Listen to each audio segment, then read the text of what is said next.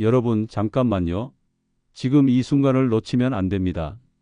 제가 10분 안에 여러분의 일상을 바라보는 방식을 완전히 새롭게 해드릴 수 있는 이야기를 들려드리겠습니다.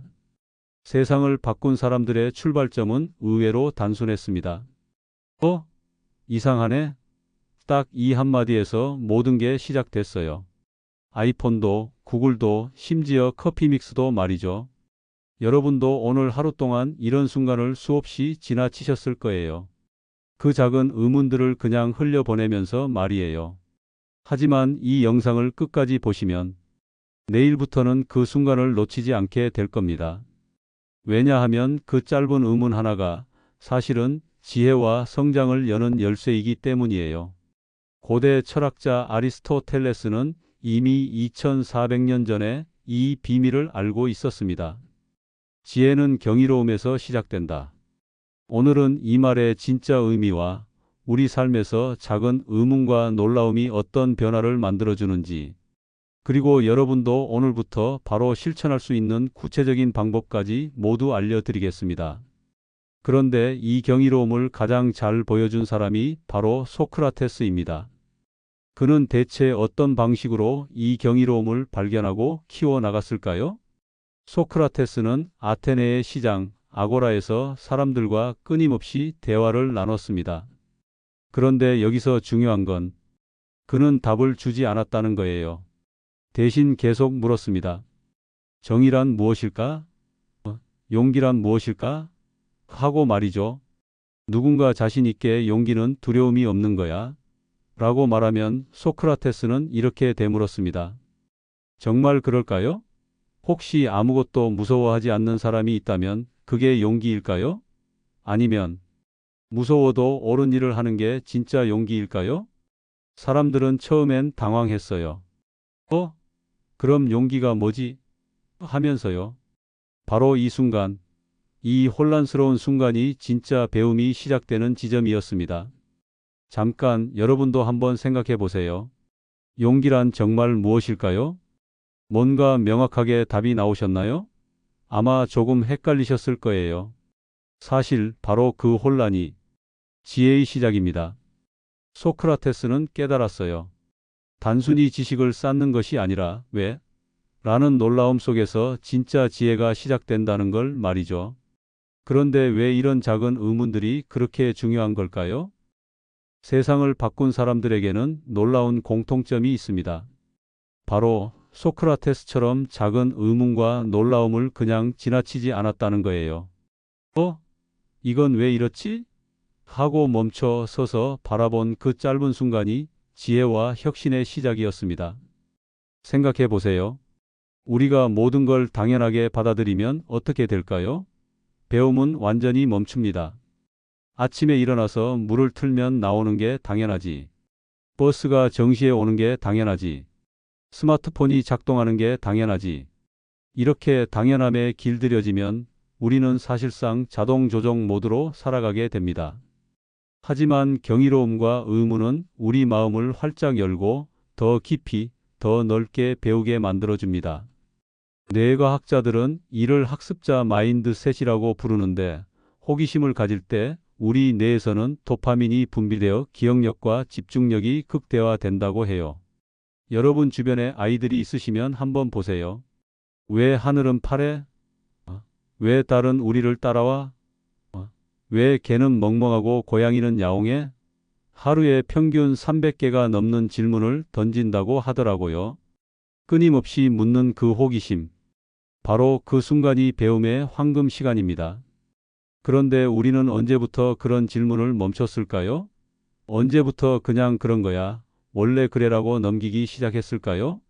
실제로 하버드 대학의 연구에 따르면 호기심이 많은 사람일수록 더 창의적이고 더 행복하며 더 오래 젊음을 유지한다고 해요. 의문을 품는 것 자체가 뇌를 젊게 만드는 비타민인 셈이죠. 그리고 이런 작은 의문들이 실제로 어떤 놀라운 결과를 만들어내는지 현대 사례들을 통해 확인해 보겠습니다. 소크라테스가 던진 그 왜? 라는 질문이 오늘날 어떻게 혁신적인 성과로 이어지고 있는지 놀라운 실제 사례들을 함께 살펴보시죠. 먼저 우리가 일상에서 자주 사용하는 포스트잇을 아세요? 전 세계 사무실에 있는 그 노란 메모지 말이에요.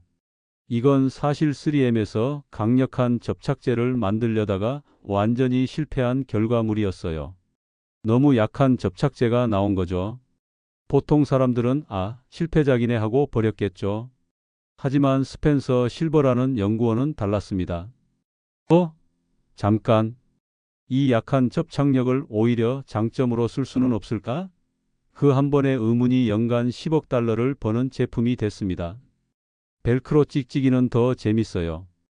스위스의 조르주 드 메스트랄이 개와 산책을 마치고 보니 옷에 독고마리 씨앗이 잔뜩 붙어 있었거든요.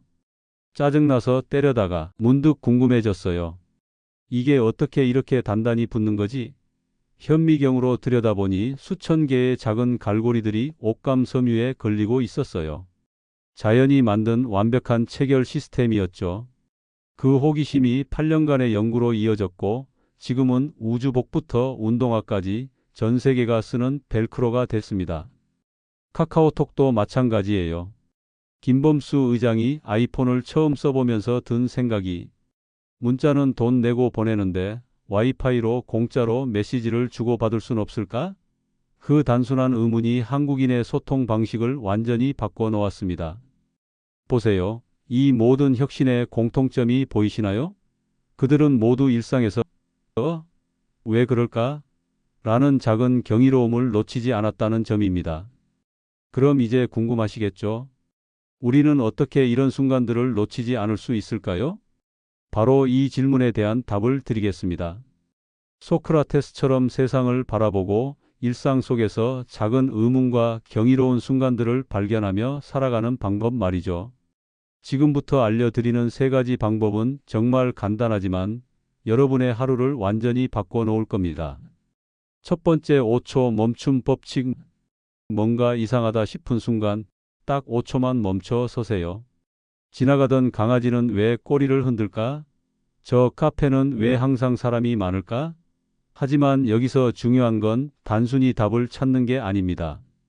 그 5초 동안 우리는 당연함에 베일을 벗기는 연습을 하는 거예요. 소크라테스가 나는 내가 아무것도 모른다는 것을 안다고 했던 것처럼 이 짧은 멈춤이 우리의 무지를 자각하게 하고 그 순간 여러분은 관찰자이자 발견자로 거듭나게 됩니다. 두 번째, 익숙한 건 낯설게 바라보기. 늘 쓰는 스마트폰, 매일 앉는 의자, 매일 마시는 물. 이것들을 처음 보는 사람처럼 관찰해 보세요. 이건 누가 만들었을까? 왜 이렇게 디자인됐을까? 더 나아가 이 물건이 없던 시대 사람들은 어떻게 살았을까? 이런 질문들을 던져보세요. 그 순간 평범한 사물이 인류 문명의 결정체이자 놀라움의 대상으로 변모합니다. 세 번째, 사람에게 질문하기. 책이나 인터넷이 아닌 내 주변 사람에게 왜 그렇게 생각해? 라고 물어보는 겁니다. 아이에게, 친구에게 혹은 부모님께. 하지만 여기서 핵심은 듣는 자세입니다. 상대방의 답을 판단하지 말고 그들의 경험과 관점이 어떻게 형성되었는지 진심으로 궁금해하세요. 결국 모든 사람은 각자의 삶이라는 여정에서 나온 고유한 철학자인 셈이니까요. 이 3가지 방법을 실천하다 보면 여러분은 어느새 일상 속에서 의문과 경이로움을 자연스럽게 발견하는 자신을 만나게 될 겁니다. 소크라테스가 아고라에서 사람들과 나눈 대화, 포스트잇을 만든 연구원의 실패작에 대한 호기심, 벨크로를 발명한 산책자의 작은 관찰. 이 모든 것의 출발점은 동일했습니다. 바로 이상하네? 라는 그 한순간의 경이로움이었어요. 아리스토텔레스가 말했듯이 지혜는 정말로 경이로움에서 시작됩니다. 그 경이로움은 거창한 것이 아니에요. 바로 지금 이 순간 여러분이 숨 쉬고 있다는 것, 이 영상을 보고 있다는 것, 그 모든 평범한 순간들이 사실은 경이로운 기적이라는 걸 깨닫는 것에서 시작되는 거죠. 오늘부터 여러분도 일상의 철학자가 되어보세요. 작은 의문 하나, 5초의 멈춤 하나가 여러분의 삶을 얼마나 풍요롭게 만들지 기대됩니다. 오늘 함께 나눈 이야기가 여러분의 마음에 작은 울림이라도 전해졌다면 따뜻한 좋아요로 마음을 전해주세요. 그리고 일상 속에서 만나는 소소하지만 깊이 있는 철학 이야기들이 더 궁금하시다면 구독으로 함께 해주시면 정말 감사하겠습니다.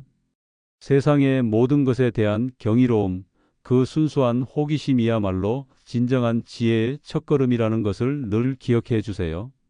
오늘도 함께 해주셔서 진심으로 고맙습니다.